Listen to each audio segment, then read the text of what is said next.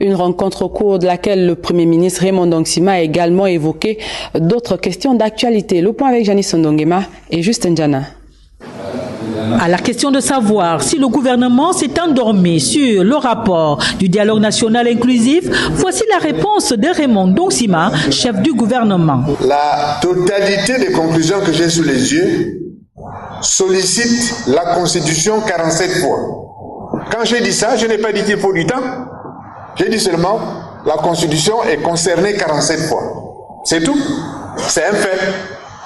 Exactement comme je dis, quand on formule une idée, et que je lis cette idée, quand je dis je, les équipes qui travaillent avec moi, quand nous lisons une idée, on se dit ceci relève de la loi.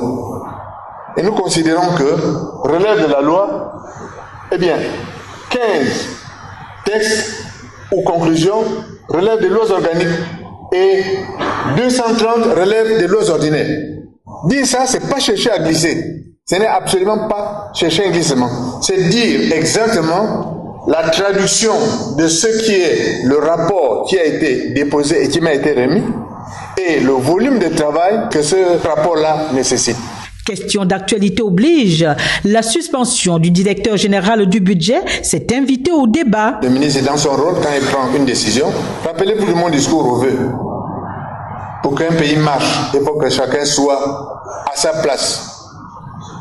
place, et que chacun prenne les ordres chez son chef, et vice-versa. C'est-à-dire que le chef donne les ordres et que ceux qui sont en bas les exécutent. Ça monte dans les deux sens. Cette conférence de presse a permis au gouvernement de situer l'opinion nationale et internationale sur le travail post-dialogue national inclusif accompli par l'équipe de Raymond Ndong-Sima.